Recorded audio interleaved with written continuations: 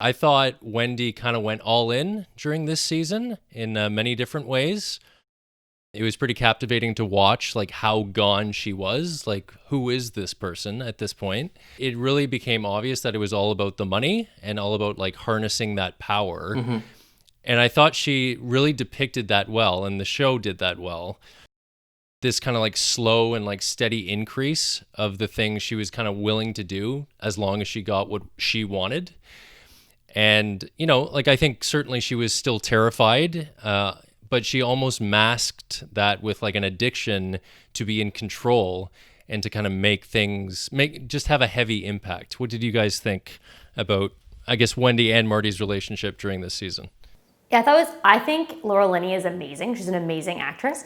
And I also, for me, like, she became more scary than Darlene. You know, everyone thinks of Darlene as this like, ooh, the crazy lady, but I was like, I don't know, Wendy's power, you know, and like everyone looks at Wendy and she's not like, oh, there's that crazy lady Wendy. They're like, oh yeah, Wendy, cool, but she's scary. Like, I wouldn't want her on my bad side. Yeah, I mean, definitely from the start of, I think from the end of season 2, there was that shot of them together taking that family photo in front of the Missouri Bell. And then you get to the end of season 3 and you see the two of them together, and we can get to the ending in a second. But between those two shots, the relationship of Marty and Wendy could not be more broken. Like, it's weird that you have those two shots kind of ending the season, but so many times again and again, Wendy just exerting her power over Marty and that whole family. And she has her own reasons to do it. I guess, you know, she'd been home for a lot of the time, and this is interesting to her to a certain extent. And in season 3, I think we begin to see how it takes the toll on their family. But just time after time, you know, usurping her husband's power and control over the family. She's a fascinating character. And like you said, Kait, like the acting, and we can talk about the acting later, but the acting all around on the show is terrific. And her, of course, is one of the best.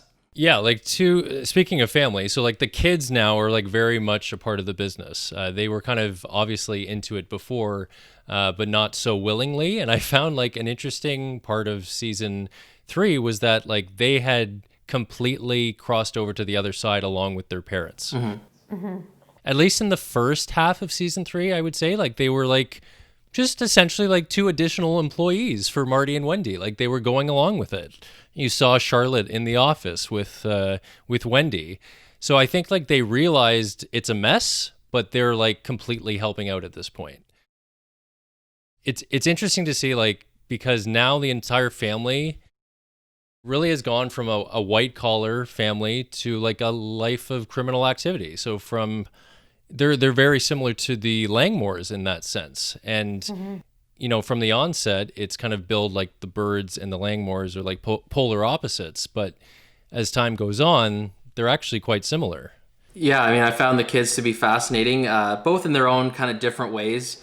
I'm curious what you guys thought about the son, about Jonah. Like, I feel like he's a more complicated character in terms of his goals and in terms of his mental state. Like, I think in this season, Wendy had talked about how Jonah reminds her a little bit of her brother Ben. Yeah. And as we get to see what happens to his demise, I'm just kind of curious what you guys think of Jonah as a character and where he might go down the road.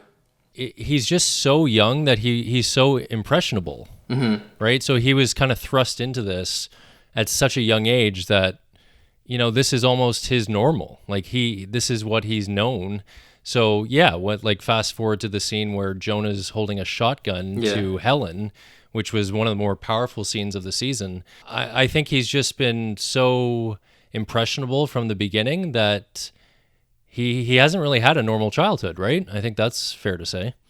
Yeah, and I think for him, I feel for him in that scene, because you feel like he just wants somebody to trust, you know? Like, there was the old man, then it was his uncle, and like he develops these relationships with these men that he thinks he can trust, and then, you know, they end up dying and him not having anyone to turn to. And so he only has his parents, really, it feels like, right? Like, even when he's like trying to find a girlfriend, like, he only ever has his parents, and to know that his parents destroyed that relationship with his uncle, it's devastating.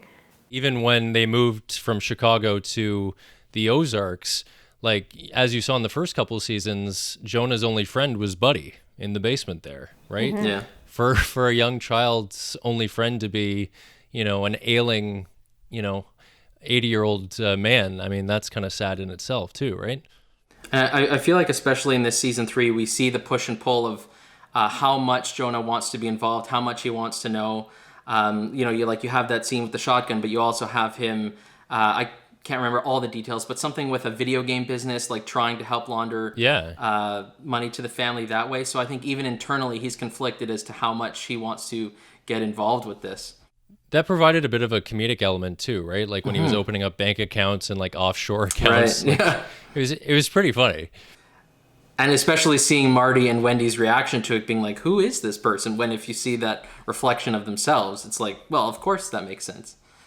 And even those awkward moments around the dinner table when Jonah is bringing up those moments, you can see in both Marty and Wendy's eyes that they're like, oh, this kid actually could be quite the asset to us. Like he's actually doing good work, which is just hilarious but awful.